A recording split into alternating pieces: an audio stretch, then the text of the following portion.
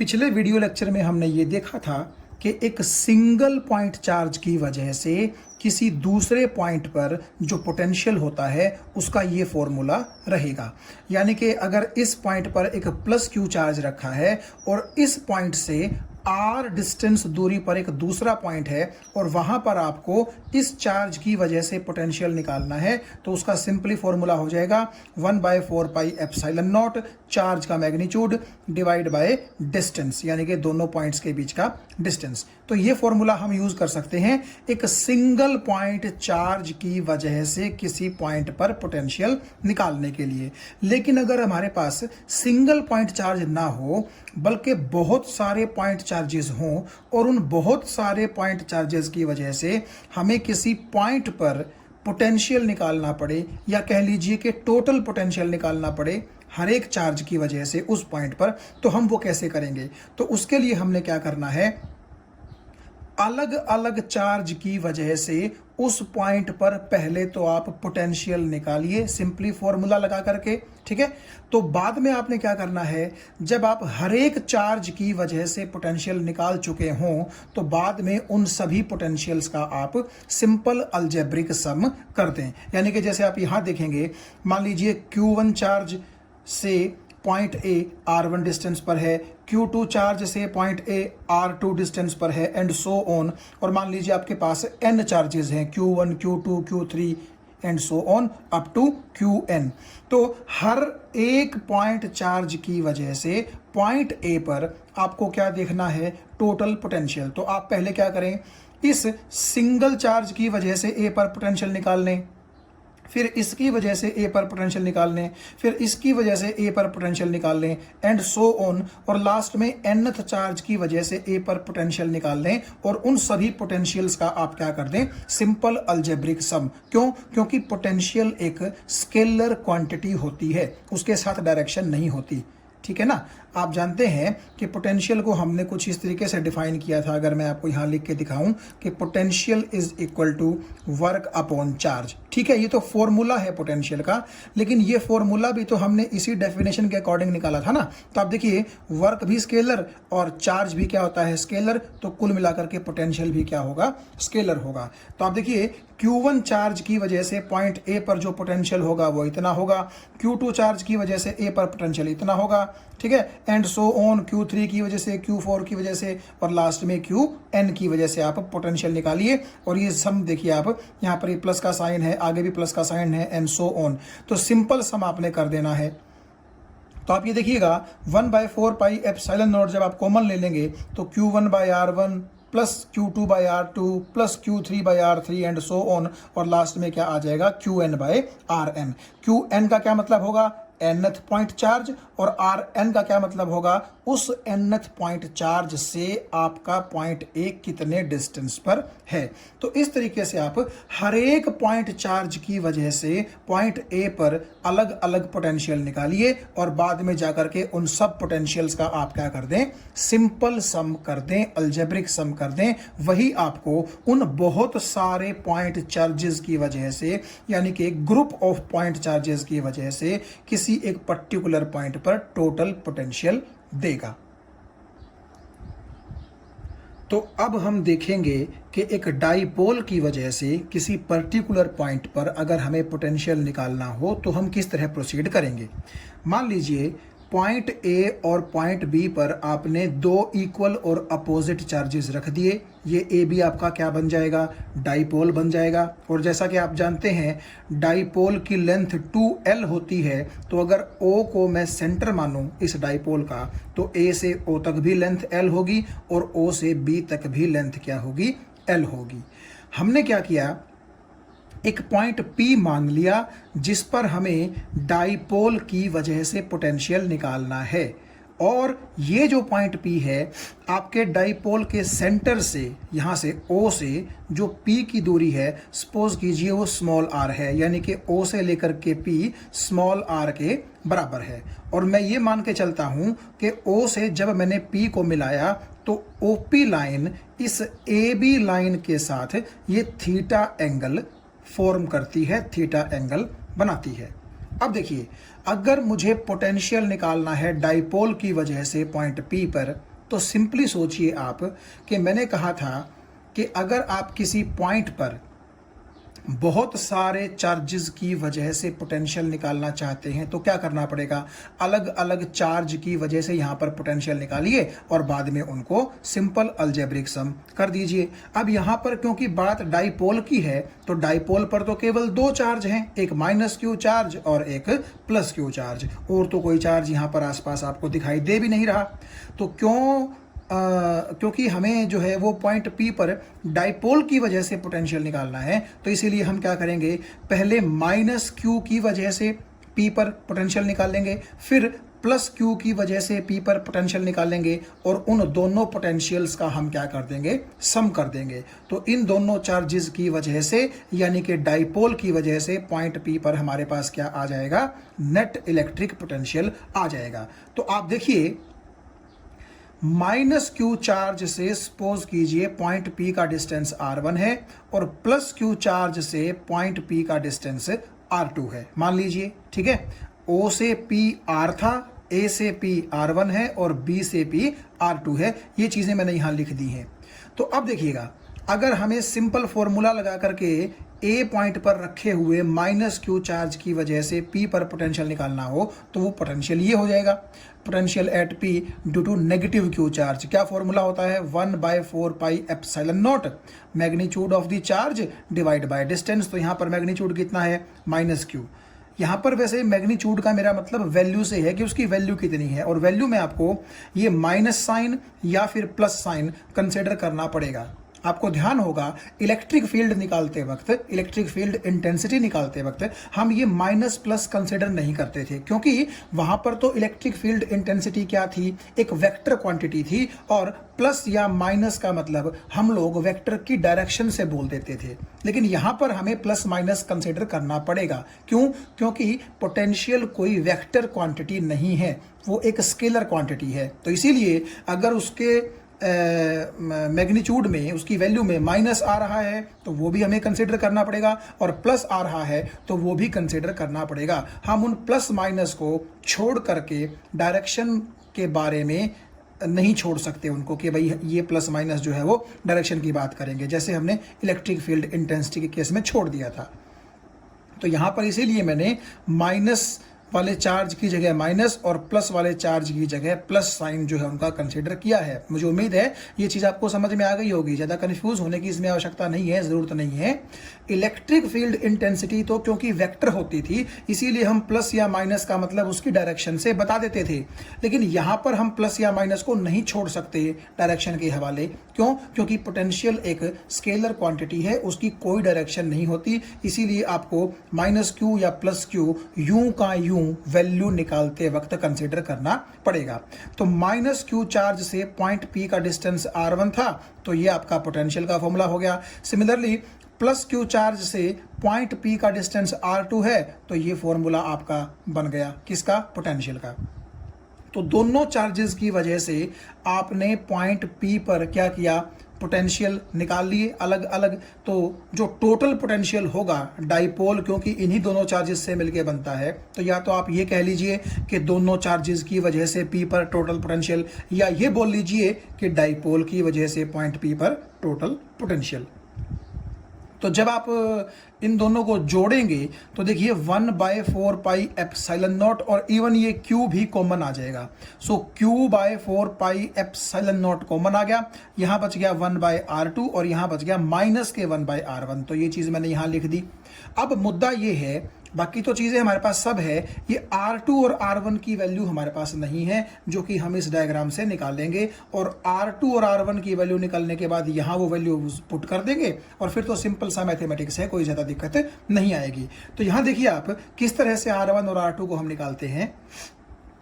आप ये मान लीजिए कि ये जो O से लेकर के P की लाइन थी, मैंने इसको थोड़ा सा आगे की तरफ एक्सटेंड कर लिया यूं, यानी कि आप ये मानिए कि P से जो लाइन O को मिला रही है उसको मैंने थोड़ा सा आगे एक्सटेंड कर लिया, डॉटेड लाइन जो आपको दिखाई दे रही है वो। फिर मैंने क्या किया, इसी PO एक्सटेंडेड लाइन पर A से भी परपेंडिकुलर डाल दिया और B से भी परपेंडिकुलर डाल दिया। ए से जो परपेंडिकुलर डला वो पॉइंट सी पर डला, बी से जो परपेंडिकुलर डला वो पॉइंट डी पर डला। ये देखिए 90 डिग्री के निशान मैंने यहाँ लगा दिए हैं जो दिखाते हैं कि दोनों क्या हैं, परपेंडिकुलर हैं। और अगर आप देखिएगा शुरू में मैं आपसे कह रहा था कि अगर ओपी लाइन इस ओबी लाइन या एबी लाइन के साथ थीटा एंगल बनाती है, तो अगर ये एंगल थीटा है तो इसके सामने वाला ये एंगल भी क्या होगा, थीटा होगा। ये आप जानते हैं मैथ से। अब देखिए ओ से लेकर के पी आर के बराबर है और ए से लेकर के पी R1 के बराबर है, और आपको लग भी रहा होगा कि OP छोटा है और AP बड़ा है। तो यानी कि अगर मैं इस P से लेकर के O वाली लाइन को थोड़ा सा आगे बढ़ा दूं और यहां से एक परपेंडिकुलर ड्रॉ कर दूं, तो यहां आप ध्यान से देखिएगा, आप अगर O से लेकर के C तक की लेंथ OP के अंदर जोड़ दें, यानी कि P से O जो लेंथ R है उसके अंदर अगर आप OC जोड़ दें, तो वो चीज़ अप्रोक्सीमेटली किसके बराबर हो जाएगी, R1 के बराबर हो जाएगी। आप वैसे भी देखिए A से लेकर के P तक का डिस्टेंस और C से लेकर के P तक का डिस्टेंस आपको लग भी रहे होंगे कि कैसे हैं, अप्रोक्सीमेटली इक्वल है। तो इसीलिए हम यहाँ पर मैथमेटिक्स में इसी तरह करते हैं कि पॉइंट A से जो हमने परपेंडिकुलर डाला है, ये जो पॉइंट सी पर डला है ये परपेंडिकुलर, तो ओ से लेकर के सी तक की लेंथ हम निकाल लेंगे OC, और उस OC को R के अंदर ऐड कर देंगे जो हमें R1 देगा। तो मैंने यहाँ पर लिखा भी है R1 is equal to R plus OC। R का मतलब है P से O और OC आपकी O से C है ही। तो आपको ऐसा लग भी रहा होगा कि A से लेकर के P और C से लेकर के P अप्रोक्सीमेटली कैसी हैं, इक्वल हैं। ये बात आपको समझ में आ गई। आप ऐसा भी सोच सकते हैं कि अगर मैं P को सेंटर लूं और PA को एक रेडियस मान करके एक सर्कल ड्रॉ करने की कोशिश करूं, तो वो अप्रोक्सीमेटली पॉइंट C से ही पास करेगा। तो PA और PC उस इमेजिनरी सर्कल की एक तरह से रेडियस का काम करेंगी। हालांकि ये दोनों भले ही पूरी तरह बराबर ना हो, लेकिन इतना तो हमें मैथमेटिक्स में करना ही पड़ेगा, अप्रोक्सीमेशन लगानी ही पड़ेगी। ठीक है, तो मैंने लिखा कि R1 जो है वो R प्लस OC के बराबर हो गया। सिमिलरली आप यहां देखिएगा, यहां अगर आप देखेंगे B से P R2 है और O से P R है, तो यहां तो आप देख के ही बता सकते हैं कि R बड़ा है और R2 छोटा है। तो नेचुरली अब हमें R में से कुछ ना कुछ सबट्रैक्ट करना पड़ेगा। तो B से जो आपने ये परपेंडिकुलर ड्रॉ किया पॉइंट D पर, ठीक है, तो आप अप्रोक्सीमेटली देख सकते हैं B से P और D से P अप्रोक्सीमेटली दोनों बराबर हैं, यानी कि PO में से ये OD आपको माइनस करना पड़ेगा। और PO कितना है, R, तो R में से जब आप ये OD माइनस करेंगे तो वो R2 के बराबर हो जाएगी, जो चीज मैंने यहां लिख दी है कि R2 is R minus OD। ये दोनों चीजें जो हैं ये अप्रोक्सीमेशन है, कोई एग्जैक्ट नहीं है, लेकिन हमारे पास मैथ में और कोई चारा यहां पर है नहीं, हमें इन्हीं से काम चलाना पड़ेगा। तो आप अब देखिएगा हमारा काम रह गया OC को निकालना और OD को निकालना। OC की वैल्यू यहां रख देंगे तो R1 आ जाएगा, OD की वैल्यू यहां रख देंगे तो R2 आ जाएगा। उसके लिए आप ज्यादा चिंता ना करें, ट्रिग्नोमेट्री आपको पता ही है। देखिए ये जो ट्रायंगल है ODB, इसमें आप जब OD बाई OB लगाएंगे तो वो कोस थीटा के बराबर आएगा। क्यों? क्योंकि OD आपका क्या है, बेस है, और OB आपका क्या है, हाइपोटेनस का काम करेगा। तो यहां से आप जब OD की वैल्यू निकालेंगे तो वो L कोस थीटा आ जाएगी। तो L कोस थीटा यहां रख दीजिए। सो R2 की वैल्यू क्या आ जाएगी, R minus L cos theta. ये यहां मैंने लिख दी है वैल्यू। सिमिलरली आप इस ट्रायंगल में देखिए OCA में, तो ये आपका AO किसका काम करेगा, हाइपोटेनस का, और ये OC किसका काम करेगा, आपका बेस का। तो यहाँ पर भी आप जब OC बाय OA निकालेंगे तो वो कोस थीटा के बराबर आ जाएगा, और यहाँ से OC की वैल्यू आ जाएगी और वो OC की वैल्यू आप यहाँ रख दीजिए। तो कुल मिलाकर के आपको R2 और R1 दोनों कुछ इस तरीके से मिल गई है। बिल्कुल सिंपल ट्रिग्नोमेट्री है और मुझे पता है कि आप ये चीज़ बड़े आराम से समझ सकते हैं, ज़्यादा एम्फेसिस मैं इनके ऊपर नहीं दे रहा। फिर R2 और R1 की वैल्यू आप यहाँ पुट कर दीजिए। उसके बाद आप ये LCM लीजिए, ऊपर की चीजें सॉल्व कीजिए, ये आप कर लेंगे। तो कुल मिलाकर के लास्ट में एक्सप्रेशन आपके पास इतना आ जाएगा। यानी पॉइंट P पर दोनों चार्जेस या कहिए कि डाइपोल की वजह से जो टोटल पोटेंशियल आएगा वो इतना आ जाएगा। ये बात आपको समझ में आ गई होगी, ठीक है। ये बेहद आसान मैथमेटिक्स है, इसमें और कुछ नहीं करना। अगर मैं आपको फिर भी एक बार रिवाइज करवाने की कोशिश करूं तो माइनस क्यू की वजह से P पर और प्लस क्यू की वजह से P पर अलग अलग पोटेंशियल्स निकाल लीजिए, उनको सिंपली जोड़ दीजिए तो आपके पास टोटल पोटेंशियल आ जाएगा। और ये R1 R2 आपने कैसे निकाले हैं? R1 के लिए क्या किया हमने, A से C परपेंडिकुलर डाल दिया और R के अंदर ये AC जोड़ दिया। और R2 के लिए क्या किया, B से D पर परपेंडिकुलर डाल दिया और PO में से ये OD हमने सब्ट्रैक्ट कर दिया। तो यहां तक हमारी कहानी पहुंच गई। तो अब अगर आप देखें, हमने डाइपोल के केस में दो एक्सिस की बात की थी, एक्सियल लाइन और इक्वेटोरियल लाइन। तो अगर आपका पॉइंट P सपोज कीजिए इक्वेटोरियल लाइन पर लाई करता है तो आपको पता है कि थीटा कितना हो जाएगा, 90 डिग्री हो जाएगा, ये आप जानते हैं। और अगर थीटा 90 होगा तो यहाँ आप रखिए कोस 90 जीरो होता है और 0 इंटू समथिंग तो सब कुछ जीरो हो जाएगा। इसका मतलब है कि इक्वेटोरियल लाइन जो होती है डाइपोल की, उस पर पोटेंशियल क्या होगा, जीरो रहेगा। और वो तो होना भी था। क्यों? क्योंकि देखिएगा इक्वेटोरियल जो लाइन होगी उससे नेगेटिव चार्ज का भी डिस्टेंस सेम होगा उस पॉइंट तक का, और उसी पॉइंट का पॉजिटिव चार्ज से भी डिस्टेंस कैसा होगा, सेम होगा। तो चार्जेस तो वैसे ही इक्वल और अपोजिट हैं, डिस्टेंस भी सेम हो गया। तो नेचुरली इक्वेटोरियल लाइन पर आप कितना भी ऊपर चले जाएं या कितना भी नीचे आ जाएं, आपको पोटेंशियल कितना मिलेगा, डाइपोल की वजह से इक्वेटोरियल लाइन पर जीरो ही मिलेगा।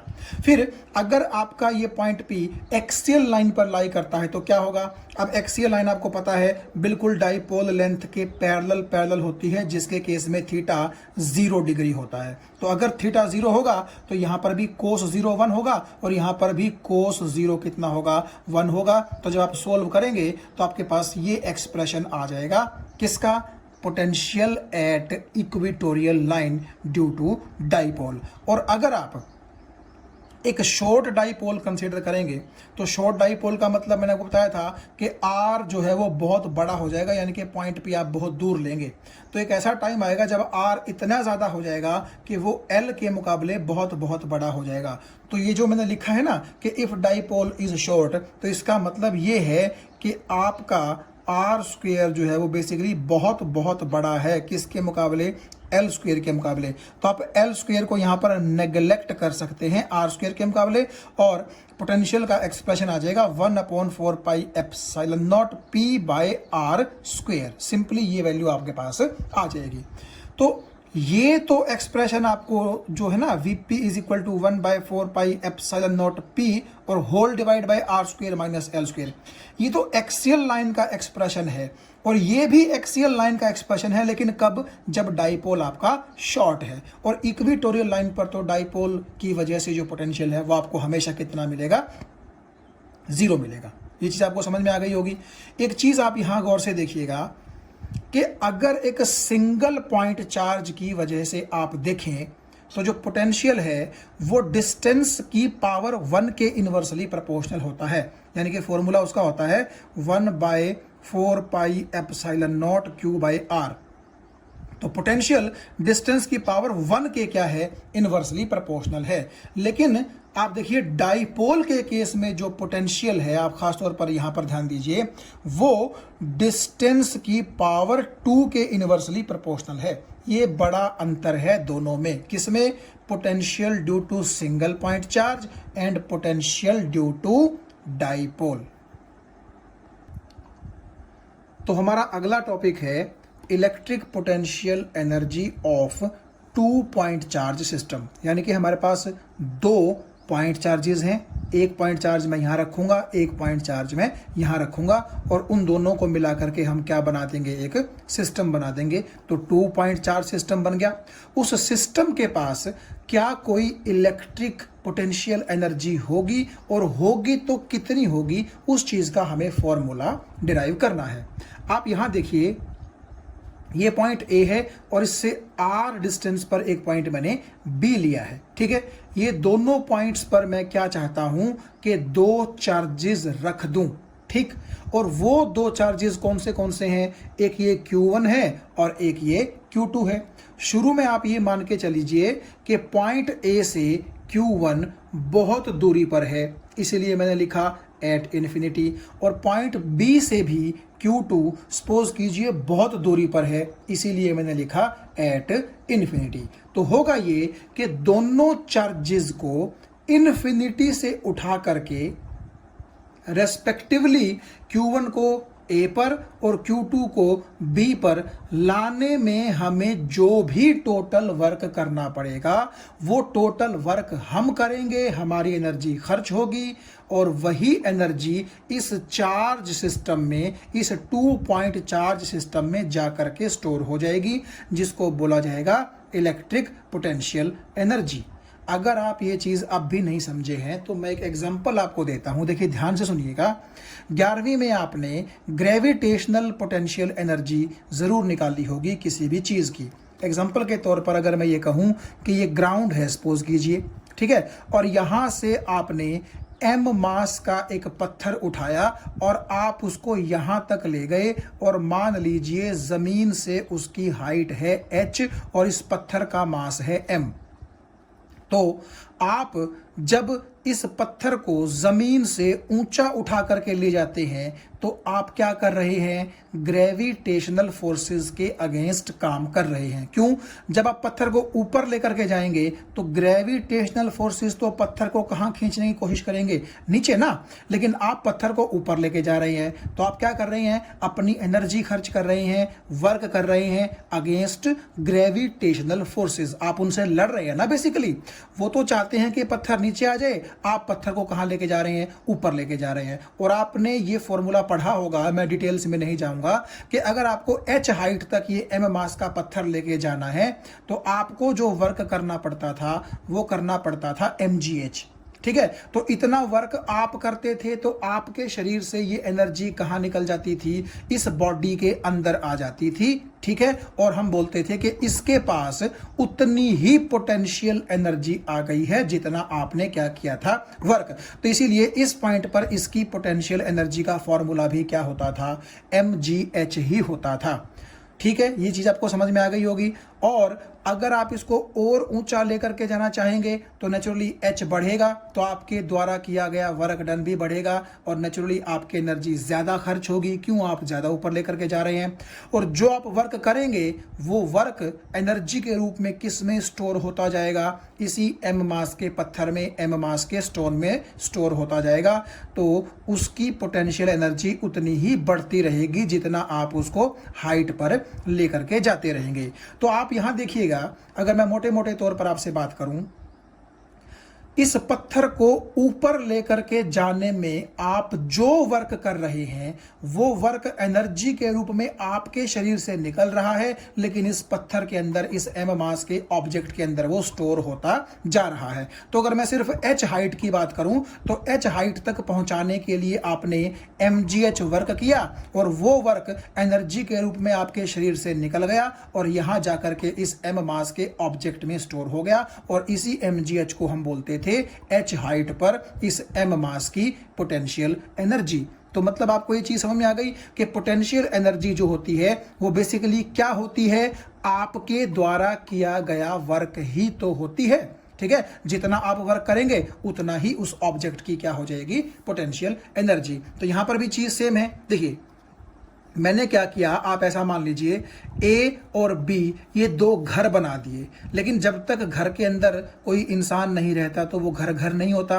तो अभी तक ये जो घर हैं दोनों खाली हैं। इसको आप एक बंदा मान लीजिए, इसको भी आप एक बंदा मान लीजिए। तो दोनों को मैंने क्या करना है? घर के अंदर लेके आना है। Q1 को मैं A पर लेके आऊंगा, Q2 को मैं B पर लेके आऊंगा। और आप देखिएगा Q1 को A पर लाने में और Q2 को B पर लाने में, दोनों प्रोसेसेस में मुझे जितने जितने वर्क करने पड़ेंगे उन दोनों का मैं सम कर दूंगा। तो वो क्या आ जाएगा मेरे पास? टोटल वर्क दोनों चार्जेस को इकट्ठा करने के लिए। भैया आप ये देखिए ना, मान लीजिए Q1 को इन्फिनिटी से उठा करके मैं A पे ले आया तो मुझे W1 वर्क करना पड़ा सपोज कीजिए, और Q2 को इन्फिनिटी से उठाकर मैं B पर ले आया तो मान लीजिए मुझे W2 वर्क करना पड़ा। तो आप एक बात देखिए, Q1 को मैं A पर ले आया, Q2 को मैं B पर ले आया, तो दोनों को इन घरों में बसा दिया मैंने ला करके, तो मुझे टोटल वर्क W कितना करना पड़ा, that will be W1 plus W2। तो ये जो मैंने टोटल वर्क किया है, यही वर्क इन दोनों चार्जेस के सिस्टम के अंदर स्टोर हो जाएगा, जिसको कहा जाएगा electrical potential energy of the 2 point charge system. जैसे यहां वर्क इस ऑब्जेक्ट में स्टोर हो रहा था, वैसे ही ये जो दोनों वर्क आपने किए हैं और जो ये टोटल वर्क आपने निकाल लिया, ये आपके द्वारा किया गया टोटल वर्क इन दोनों चार्जेस के अंदर या इन दोनों चार्जेस के सिस्टम के अंदर जाकर के स्टोर हो जाता है, जिसको कहते हैं electrical potential energy of the 2 point charge system. ठीक है, हम सिर्फ 2 पॉइंट चार्जेस की ही बात करेंगे। लाने को आप यहां पर एक पॉइंट C रखिए और वहां पर एक और तीसरे चार्ज को ले आइए, तो लाने को तो कितने भी चार्जेस आप ला सकते हैं, लेकिन आपके लेवल तक हम सिर्फ 2 पॉइंट चार्जेस की बात करेंगे। तो सबसे पहले तो हम अब ये देखेंगे एक्सप्रेशन डिराइव करते करते कि क्या सच में हमें ये वर्क करने पड़ते हैं, और अगर ये वर्क करने पड़ते हैं तो क्यों करने पड़ते हैं। ठीक है, तो हम धीरे धीरे इस चीज को देखेंगे कि W1 कितना होगा, W2 कितना होगा और टोटल W कितना होगा, और यही टोटल W क्या कहलाएगा, total electrical potential energy of the 2 point charge system. तो यहां आप देखिए, दोनों चार्जेस आप मान लीजिए पॉजिटिव हैं, और एट इन्फिनिटी का मतलब ये है कि शुरुआत में दोनों चार्जेस पॉइंट A से और पॉइंट B से बहुत ज्यादा दूरी पर हैं। तो चलिए सबसे पहले हम Q1 चार्ज को A पर लेके आते हैं। ये Q1 चार्ज मैंने उठा के ले आया और पॉइंट A पर रख दिया। तो यहां पर मैं रख देता हूं Q1 चार्ज पॉजिटिव।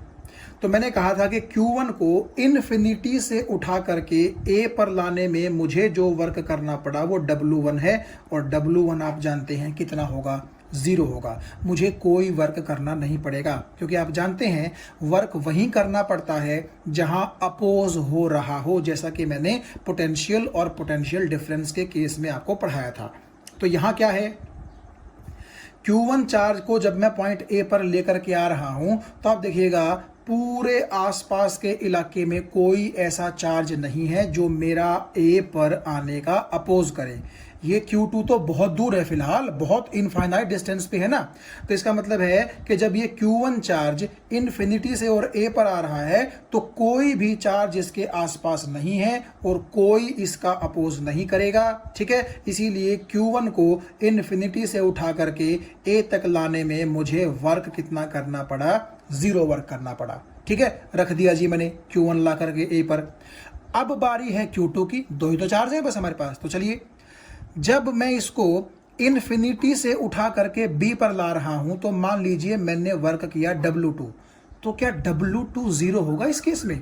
नहीं, W2 0 नहीं होगा। आपको पता है, मैंने आपको एक फॉर्मूला बताया था कि पोटेंशियल या फिर potential difference is equal to work upon charge. ये हमने पोटेंशियल या फिर पोटेंशियल डिफरेंस की बेसिक डेफिनेशन देखी थी कि ना देखी थी। अगर पोटेंशियल था तो वर्क कहां से कहां था, इन्फिनिटी से लेकर के उस पॉइंट तक का, और अगर पोटेंशियल डिफरेंस था तो 2 पॉइंट्स के बीच का वर्क था। तो फॉर्मूला दोनों का वर्क अपॉन चार्ज ही ना। अब आप एक चीज देखिए, मान लीजिए यहां पर है ये पॉइंट जहां पर आपका Q2 था शुरू में, और ये पॉइंट B से इनफाइनाइट डिस्टेंस की दूरी पर है। ये बात आपको समझ में आ गई है। अब देखिएगा, पॉइंट B पर जब मैं Q2 को लेके आऊंगा, तो बेसिकली मेरा मतलब ये है कि Q2 को मैं इस पॉइंट से लेकर के इस पॉइंट के बीच में ट्रेवल करवा रहा हूं। कितने चार्ज को? Q2 चार्ज को। आपको ये चीज समझ में आ गई कि नहीं आ गई? तो अब एक चीज देखिएगा, B पर क्या कोई पोटेंशियल होगा? पहले तो आप ये देखिए, बिल्कुल होगा, क्योंकि ये जो पॉइंट B है ये Q1 से R दूरी पर है। ये आप समझ गए होंगे। तो जब तक A पॉइंट पर Q1 नहीं था, तब तो B पर कोई पोटेंशियल नहीं था। लेकिन क्योंकि आपने इन्फिनिटी से पॉइंट A पर Q1 को लाके रख दिया है, तो नेचुरली पॉइंट B पर इस Q1 की वजह से कुछ ना कुछ पोटेंशियल होगा। फॉर्मूला आप जानते ही हैं, 1/4 पाई एप्सिलॉन नॉट, और चार्ज कितना है Q1, तो यहाँ पर Q1 और A से B का डिस्टेंस R है तो R। तो इस Q1 की वजह से B पर इतना पोटेंशियल होगा। ये चीज आपको समझ में आ गई। और अगर मैं पूछूं Q1 की वजह से इन्फिनिटी वाले पॉइंट पर कितना पोटेंशियल होगा, तो वहां तो जीरो होगा। क्यों? क्योंकि R इतना ज्यादा है कि जब आप 1/4 pi epsilon not into Q upon R में R को इन्फिनिटी रखोगे तो वो ऑलमोस्ट जीरो हो जाएगा, यानी कि Q1 की वजह से यहां पर पोटेंशियल कितना है, जीरो। तो आप एक चीज बताइए, इन दोनों पॉइंट्स के बीच में पोटेंशियल डिफरेंस कितना हुआ? इस पोटेंशियल में से जीरो घटा दीजिए, तो यानी कि जो पोटेंशियल डिफरेंस आया वो कितना आया, 1/4 पाई एप्सिलॉन नॉट Q1/R। ये आ गया पोटेंशियल डिफरेंस। और पोटेंशियल डिफरेंस किसके बराबर होता है? Work upon charge. और चार्ज का मतलब क्या है? दोनों पॉइंट्स के बीच आप किस चार्ज को ला रहे हो। तो क्या वो Q1 चार्ज है? जी नहीं, वो Q2 चार्ज है। तो W के नीचे आ जाएगा Q2, और ये चीज किसके बराबर हो जाएगी, 1/4 पाई एप्सिलॉन नॉट Q1/R। ये चीज आपको समझ में आ गई होगी बड़े आराम से। भाई पोटेंशियल डिफरेंस का हमने फॉर्मूला निकाल लिया, क्योंकि आप देखिए इस चार्ज की वजह से यहां पर पोटेंशियल इतना, और इस चार्ज की वजह से इनफिनिटी पर पोटेंशियल इतना, तो इसमें से ये घटा दो तो पोटेंशियल डिफरेंस सही आ गया। और पोटेंशियल डिफरेंस किसके बराबर होता है? वर्क अपॉन चार्ज के बराबर। तो वर्क अपॉन चार्ज का मतलब होता है दोनों पॉइंट्स के बीच में आप किस चार्ज को लेके आ रहे हो। तो वो तो आप यहां से यहां Q2 को लेके आ रहे हो ना, तो नीचे Q2 रख दिया, तो आप वर्क निकाल लीजिए। तो वर्क किसके बराबर आ गया, देखिए 1/4 पाई एप्सिलॉन नॉट, ये Q2 यहां आ जाएगा, सो Q1 Q2 अपॉन R। इतना आपको वर्क करना पड़ेगा। किसके लिए करना पड़ेगा? इस Q2 चार्ज को इस इन्फिनिटी वाले पॉइंट से उठा करके पॉइंट B तक लाने में आपको इतना वर्क करना पड़ेगा। तो कुल मिलाकर के ये वर्क आपका W2 के बराबर ही तो हो गया, तो ये आपका W2 के ही तो बराबर हो गया, तो इसको आप W2 लिख सकते हैं। ये बात आपको समझ में आ गई। भाई आप देखो, जब आपने Q1 को A पर लाना चाहा तो A पर भी और B पर भी कोई पोटेंशियल नहीं था। क्यों? कोई चार्ज ही नहीं था आसपास, तो वहां पर तो हमें वर्क जीरो करना पड़ेगा। लेकिन जब आप Q1 को A पर ले आए तो तब तो आपको B पर Q2 लाने के लिए वर्क करना पड़ेगा ना। और वैसे भी आप थोड़ी सी फीलिंग लो, ये पॉजिटिव चार्ज है, तो जब आप इस पॉजिटिव चार्ज को B के पास लाएंगे तो नेचुरली पॉइंट B Q1 की इलेक्ट्रिक फील्ड के अंदर है, तो ये Q1 इसको बाहर तक हिलना चाहेगा, और आपको Q2 को B तक लाने के लिए इस रिपल्सिव फोर्स के अगेंस्ट इतना वर्क करना पड़ेगा। मुझे उम्मीद है ये चीज आपको समझ में आ गई होगी। तो अब आप देखिएगा टोटल वर्क आपने कितना किया। आप Q1 को भी ले आए, आप Q2 को भी ले आए, तो जो टोटल वर्क आपको करना पड़ा वो करना पड़ा जी W1 प्लस W2। तो W1 तो ऑफ कोर्स जीरो है, तो W2 कितना है, 1/4 pi epsilon not Q1 into Q2 divide by distance.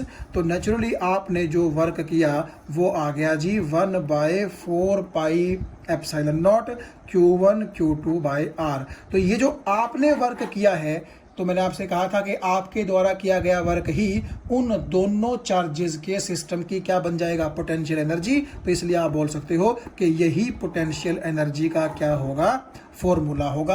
किसकी पोटेंशियल एनर्जी? इन दोनों चार्जेस से मिलकर के बनने वाले सिस्टम की इलेक्ट्रिक पोटेंशियल एनर्जी। तो ये आपके पास उस पोटेंशियल एनर्जी का एक्सप्रेशन आ गया।